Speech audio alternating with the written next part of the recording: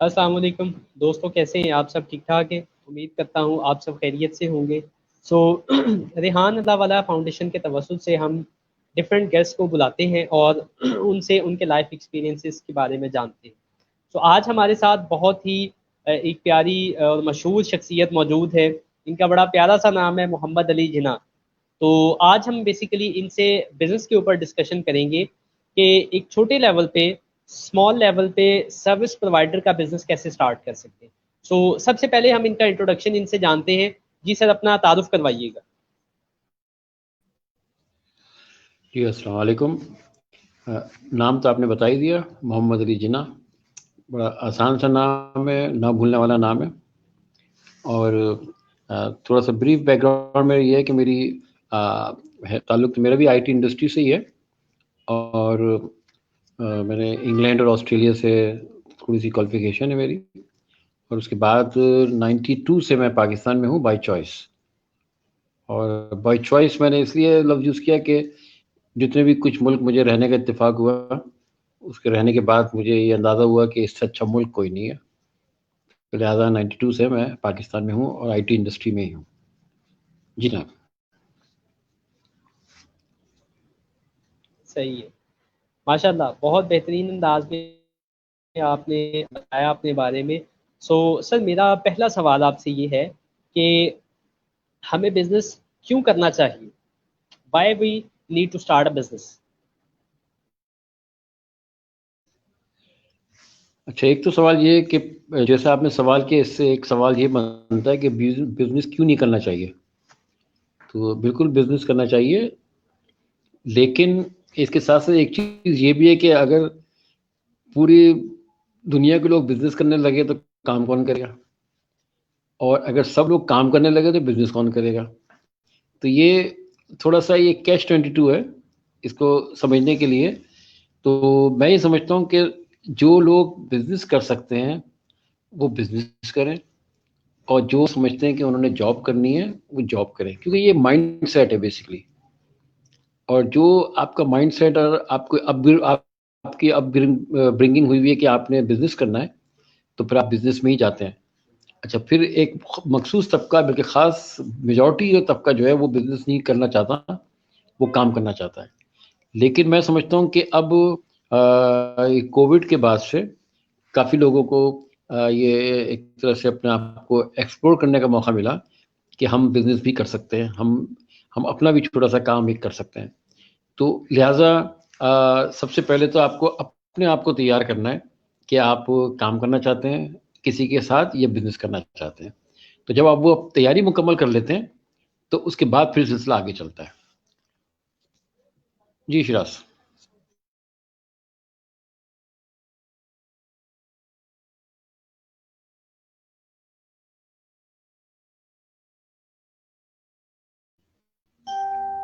आप अनम्यूट कर लीजिएगा, आपसे आपकी आवाज़ नहीं आ रही। अच्छा सर, आपने जो अभी आंसर दिया, उसी में से मेरे ज़हन में एक क्वेश्चन आ गया। आपने कहा था कि कुछ लोगों को बिजनेस करना चाहिए, कुछ लोगों को जॉब करनी चाहिए। तो हुजूर, ये कैसे पता चलेगा कि मतलब मुझे बिजनेस करना चाहिए या मुझे जॉब करना चाहिए, या मेरा माइंड सेटअप ये है, मेरी मेंटेलिटी जॉब वाली है या बिजनेस वाली है? ये कैसे पता चला है? अच्छा, इसको मैं इस तरह बताता हूँ कि देखिए, एक एक कहावत तो नहीं, लेकिन एक सेइंग है जो लोग अक्सर हमें एजुकेट करते हैं और अक्सर इस तरह के शोज़ में बताते हैं कि दुनिया में 3 तरह के लोग होते हैं। और अगर उनको आसानी के लिए हम कह लें कि category A, category B, category C. तो जो जो सी कैटेगरी के लोग जो होते हैं, वो लोग होते हैं जो कोई भी काम, जो भी काम उनको दिया जाए वो कर नहीं सकते, और वो करते नहीं हैं। ठीक है? और फिर एक बी कैटेगरी के वो लोग हैं कि उनको कोई भी काम दिया जाए तो वो काम तो करते हैं, लेकिन जहाँ उनको रुकावट आती है तो रुक जाते हैं। ठीक है? उनको इम्प्रोवाइज़र की ज़रूरत पड़ती है कि जो इनको इम्प्रोवाइज़ करे कैसे काम करना है। और फिर एक कैटेगरी ए के लोग होते हैं जिनको कोई भी काम दिया जाए वो कर ही लेते हैं, बाय हुक और बाय क्रुक। तो जैसे भी है उसको वो मुकम्मल कर लेते हैं। तो मैं समझता हूँ कि जो कैटेगरी ए के जो लोग हैं उनको बिज़नेस करना चाहिए, और कैटेगरी बी के जो लोग हैं उनको एज़ अ सबऑर्डिनेट काम करना चाहिए। मिसाल के तौर पे कुछ लोगों को ये पता होता है कि वो डिसीजन नहीं ले सकते, लेकिन उनको कोई काम बता दे तो बहुत अच्छा करते हैं वो। मिसाल के तौर पे आप, जैसे आप भी माशाल्लाह जिस इदारे में होंगे, या हम सब जिस जगह पे जॉब करते हैं, काम करते हैं, बिजनेस करते हैं, हमारे अंडर कुछ लोग होते हैं कि उनको कोई काम बताओ वो करके ही वापस आते हैं, और कुछ लोग होते हैं वो काम में आपको फ़ोन करते हैं कि सर ये मसला हो गया, क्या किया जाए। तो मैं समझता हूँ जो ए वाले हैं वो बिजनेस करें, और बी वाले जो हैं वो किसी के साथ काम करें। अब रह गए सी वाले, सी वाले क्या करें? तो मैं समझता हूँ सी वाले, खैर अब वो इस तरह की गुफ्तगू तो मैं नहीं करता कि वो किसी सियासी जमात में चला जाए, वहाँ पे काम करे वो। जी शिराज। सही है। चलिए, आपका मैं पॉइंट समझ गया हूँ माशाल्लाह, बहुत बेहतरीन बेहतरीन अंदाज में आपने एक्सप्लेन कर दिया। मैं तो ज़ाती तौर पे उसको अंडरस्टैंड कर चुका हूँ। सो सही है। अच्छा सर, मेरा टॉपिक के रेलिवेंट क्वेश्चन ये है कि अगर एक बंदे ने स्मॉल लेवल पे बिजनेस स्टार्ट करना है सर्विस प्रोवाइडर का, देखिए मेरे नाकिस इल्म के मुताबिक बिजनेस जो है वो एक तो होता है कि आप कोई आइटम बना के मैन्युफैक्चर करके उसको सेल करते हैं सपोज। दूसरा होता है कि आप कोई सर्विस प्रोवाइड करते हैं। तो वो सर्विस प्रोवाइड वाला बिजनेस अगर किसी बंदे ने स्टार्ट करना है, छोटे लेवल से करना है, उसके लिए क्या पॉइंट्स हैं, क्या स्टेप्स हैं, कैसे वो स्टार्ट करे, वो एक्सप्लेन कीजिएगा प्लीज। देखिए, सबसे पहले तो जो सर्विस प्रोवाइडर की डेफिनेशन जो है वो इटसेल्फ बहुत वसी डेफिनेशन है। तो हम इसको इस तरह शुरू करते हैं कि अगर किसी ने भी ये अज्यूम किया कि वो सर्विस प्रोवाइड कर सकता है, वो काम करना चाहता है, तो पहले वो अपने आप को इवेलुएट करे कि जी उसकी क्या वीकनेस है और क्या उसकी स्ट्रेंथ है। ठीक है। अब आसान तो ये होगा अगर आप कोई एक मिसाल दे दें मुझे कि जी कि इस तरह का काम करना है, तो अगर उसके बारे में बात कर सकें, तो अगर आपको एक मिसाल दे दें मुझे। जी, सपोज एक बंदा है वो मतलब ट्यूशन सर्विस स्टार्ट करना चाहता है कि अपने पास टीचर्स को हायर करेगा और होम ट्यूशन की सर्विसेज देगा, लोगों को के घरों में उन टीचर्स को भेजेगा और अपना कमीशन रखेगा। इस हवाले से गाइड कर दीजिए। देखिए, बड़ा अच्छा आपने सवाल, अब अच्छी फील्ड लिया आपने। मैं समझता हूँ कि सबसे पहले तो जो साहब या साहिबा जिन्होंने ये काम करने का इरादा किया है, वो ये देखें कि वो अगर अकेले काम करती हैं तो कितना वो कर सकते हैं। आया कि जो टीचिंग की जो सर्विसेज वो देना चाहते हैं, मिसाल के तौर पे वो कहते हैं जी कि मैंने मैथ, फिजिक्स, केमिस्ट्री को पढ़ाना है, या मैंने ओ लेवल ए लेवल्स के बच्चों को पढ़ाना है, तो वो ये देख लें कि वो अपने तौर पे कितना वो काम कर सकते हैं। और वो मैं इसलिए मैं कह रहा हूँ कि होता ही है कि अगर ठीक है, मेरे पास कुछ फाइनेंस था, मेरे पास कुछ कैपिटल था, मैंने काम करना शुरू किया, मैंने कुछ लोगों को हायर किया। आपको पता है कि पाकिस्तान में, मैं समझता हूँ और मेरा ये ऐसा मानना है कि पाकिस्तान में बहुत सारे बिजनेस इस वजह से बंद नहीं होते कि उनको काम नहीं मिलता। वो इस वजह से बंद होते हैं कि उनको काम मिल जाता है, और वो काम उनको मिल गया, उनके बंदे कहीं छोड़ के चले गए, अब वो क्या करेंगे? तो सबसे पहले आप अपने आप को देखें कि जो मैंने बात की कि आपकी अपनी स्ट्रेंथ क्या है। अगर आप समझते हैं कि जी कोई भी नहीं आएगा, मैं अकेले काम कर सकता हूँ, तो मैं भी आपको बिल्कुल अभी लाइव मिसाल देता हूँ कि जिस इदारे से मैं वाबस्ता हूँ, ये सस्टेनेबल डेवलपमेंट गोल्स, ये एक SDGs एकेडमी है जिसके साथ मैं मुंसलिक हूँ। हम एक स्कूल में क्लाइमेट चेंज का कोर्स करा रहे हैं। कोर्स कराने के लिए जिन्होंने कोर्स को डिज़ाइन किया था, उनमें से 2 लोग किसी वजह से क्लासरूम जिस दिन क्लास थी उस दिन नहीं आ सके, किसी भी वजह से। I don't know what the reason was, but they didn't come. लेकिन वो मैं खुद पढ़ा सकता हूँ, कर सकता हूँ, मेरी टीम में बैकअप मौजूद था, वो मैंने कर लिया, वो सर्वाइव कर लिया, और कोई इशू कहीं पे क्रिएट नहीं हुआ कि जी वो टीचर ही नहीं आए आज ना। तो इसलिए सबसे पहले जो है आप ये देखें कि आपकी अपनी स्ट्रेंथ क्या है, और आप अपनी स्ट्रेंथ में इसको प्ले करना शुरू करें, और उसके बाद जो है फिर आप जो दूसरे पे रिलाई करना है वो सेकंड स्टेज में उसको रखें। एक तो पहला स्टेज तो ये जो आपने करना है। अच्छा, इसके बाद अगर आपने सपोज ये कर लिया कि जी आपकी ये टीम है और आप भी सारा सारा काम कर सकते हैं, फिर आप ये देखें कि आपकी अपनी वीकनेस क्या है, कि आपके स्ट्रक्चर में आप कहाँ कहाँ पे लैग कर रहे हैं, तो पहले उसको इम्प्रूव करें आगे जाने से पहले। मिसाल के तौर पे वेरी क्विकली, कि अगर मैंने कहा कि जी मैं ए लेवल्स की फिजिक्स पढ़ाऊंगा, और मैंने कहा ठीक है भाई, ए लेवल फिजिक्स तो मैं पढ़ा सकता हूँ, लेकिन साथ में मैं केमिस्ट्री भी ऑफर कर रहा हूँ, तो अब मुझे ये देखना है कि केमिस्ट्री कौन कौन पढ़ा सकता है। आया कि मेरे पास एक से ज़्यादा ऑल्टरनेट मौजूद हैं, अगर एक से ज़्यादा हैं तो मैं उसको सेलेक्ट करूँ। अगर आप कहते हैं नहीं मेरे पास केमिस्ट्री का टीचर ही कोई नहीं है, एक ही टीचर है, तो मैं समझता हूँ कि उसको आपको थोड़े अरसे के लिए उसको छोड़ देना चाहिए, और आप अपनी स्ट्रेंथ पे प्ले करें। जी शिराज। ठीक है। अच्छा, अभी तक जो मैं समझा हूँ मेरे नाकिस इल्म के मुताबिक, number 1 point is know your strengths, अपनी स्ट्रेंथ को जानो और उसके साथ प्ले करो। दूसरा पॉइंट ये था आपके अकॉर्डिंगली कि नो योर वीकनेसेस, अपनी कमजोरियों को देखो, उनको साइड पे करके जो वीकनेस स्ट्रेंथ्स हैं आपकी उनके साथ प्ले करो, उनके साथ खेलो। ठीक है, अभी तक मैं ये समझा हूँ। ठीक है, नेक्स्ट ये बताइएगा कि आपके ख्याल में इस बिजनेस के लिए जिसकी हमने एग्जांपल ली है, हम इसी को साथ लेके चलते हैं होम ट्यूशन प्रोवाइडर की सर्विसेज के लिए। इसके लिए मिनिमम कितना बजट चाहिए होगा, मिनिमम कितनी पैसे रिक्वायर्ड होंगे इसको स्टार्ट करने के लिए, आगाज करने के लिए? देखिए, अब एक थोड़ी सी नई सिचुएशन डेवलप हो गई है कि ये जो कोविड या पोस्ट कोविड सिचुएशन जो है, अच्छा अभी जो मार्च से पहले तो किसी और अंदाज से दुनिया को देखते थे, अब मार्च के बाद दुनिया दूसरे अंदाज से सामने आई है। अच्छा, अब लकीली जो आपने सवाल किया, और मैं खुद ये टॉपिक इसलिए सेलेक्ट करता कि यही काम मैं कर रहा हूँ, लेकिन आई एम ग्लैड कि आपने पिक किया, तो मुझे ज़रा आसानी है इसमें बात करने के लिए।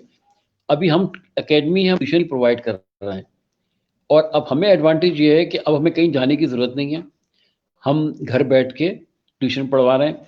ट्यूशन में मेरे पास नॉर्वे, इस्लामाबाद, लाहौर, कराची के लोग हैं जो पढ़ाते हैं। इसके लिए इन्वेस्टमेंट जो है वो बहुत ही खुद ब खुद मिनिमाइज हो गई है।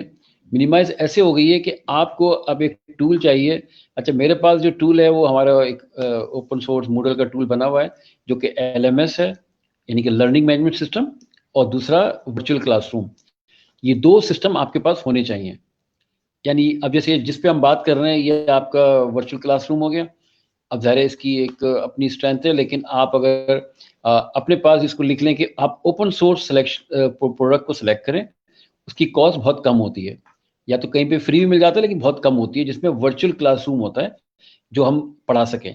लेकिन इसके साथ साथ आपको एक LMS चाहिए, लर्निंग मैनेजमेंट सिस्टम चाहिए आपको, जिसमें जो कुछ आपने पढ़ाना है आप उसको वहाँ पे पहले प्री लोड कर दें, आपके जो स्टूडेंट्स हैं उनको उसका लिंक दे दें, ताकि वो पढ़ के तैयार हों, तो जब आप क्लास में आए तो उनको पता हो कि आपने क्या पढ़ाना है और आपको पता है कि इन्होंने क्या पढ़ना है।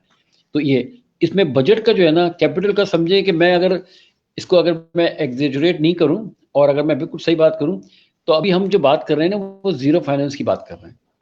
आपको जीरो फाइनेंस सेंस में कि आपको इंटरनेट चाहिए, आपको एक लैपटॉप चाहिए, जो माशाल्लाह आप लोग तो लैपटॉप वैसे भी दे ही देते हैं, तो लैपटॉप उनके पास होना चाहिए, उसके बाद कनेक्टिविटी होनी चाहिए, और फिर दूसरे एंड पे भी लैपटॉप और कनेक्टिविटी सब जगह मौजूद है। तो ये आपकी एक इन्वेस्टमेंट है, इसको आप देख लें। उसके बाद आपको LMS और वर्चुअल क्लासरूम जो है वो आपको मिल जाएगा। नहीं मिले तो मैं बहुत अच्छे पैसों पर मैं भी दे दूंगा आपको, मेरे पास भी है ओपन सोर्स बना हुआ। तो ये दो चीज़ें हमारे पास मौजूद हैं।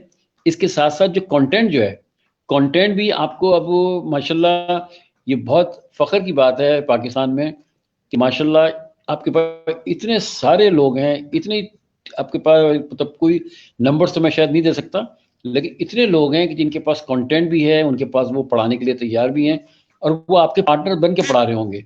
मिसाल के तौर पे कोई इनिशियल वो आपसे इन्वेस्टमेंट नहीं ले रहे होंगे, और वो ये कर रहे होंगे कि ठीक है हम पढ़ाते हैं, जो कलेक्शन होगी उसमें से हम शेयरिंग करेंगे।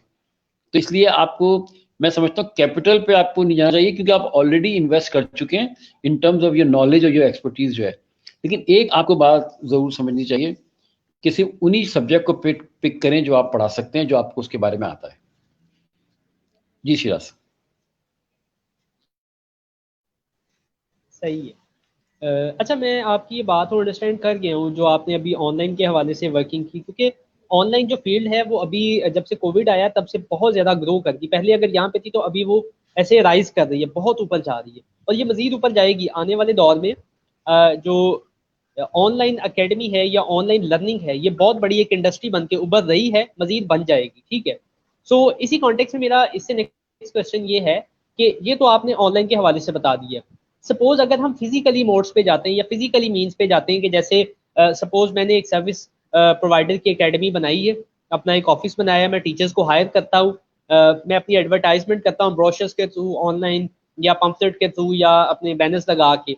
पेरेंट्स मुझे कॉल करते हैं, मैं टीचर उनके घर भेजता हूँ। तो मतलब बाद में मैं टीचर से कमीशन ले लेता हूँ, फीस जो बनती है ना पेरेंट्स से, निगोशिएशन के बाद जो मेरी फीस उनसे तय होती है, 10,000 सपोज होती है, तो मैं 5,000 मैं ले लेता हूँ, 5,000 मैं टीचर को दे देता हूँ।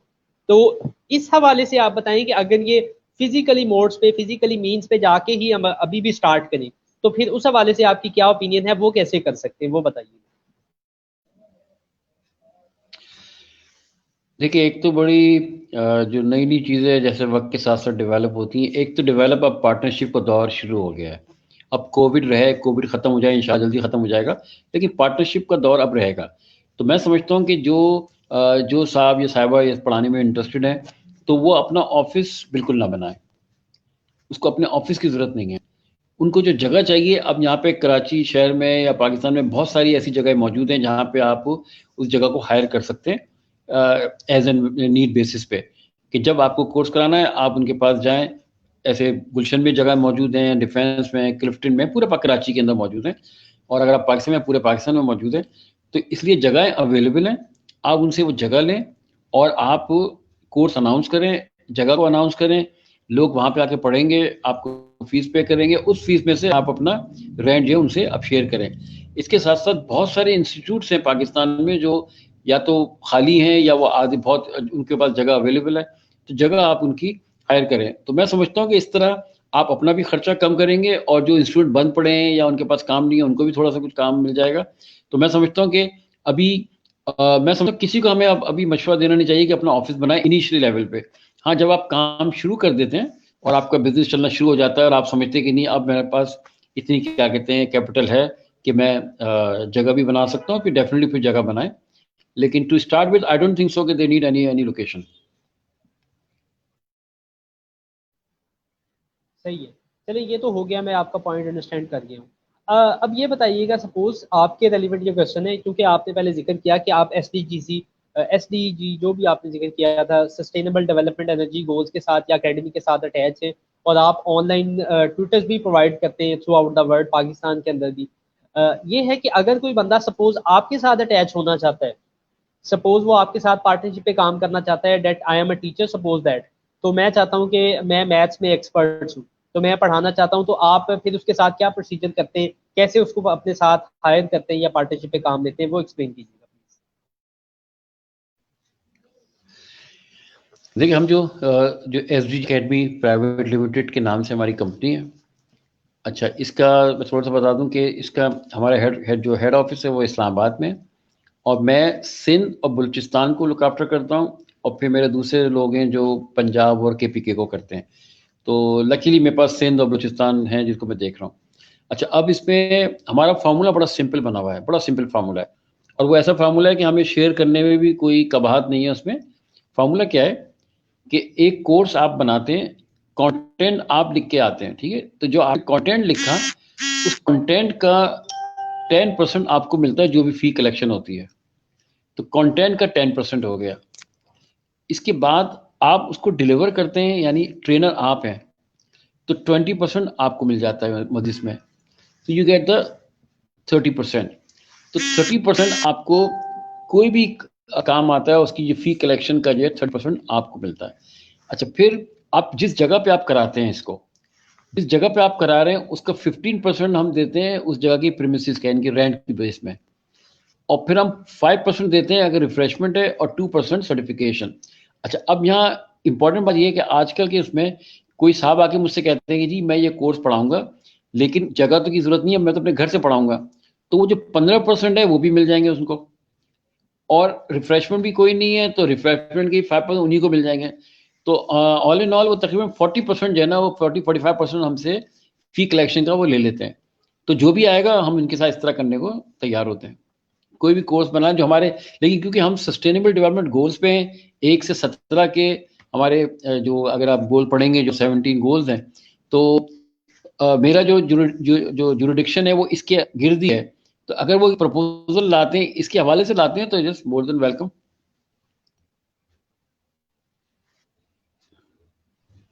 ठीक है, सही है। चले, ये पॉइंट मैंने आपका पिक कर लिया।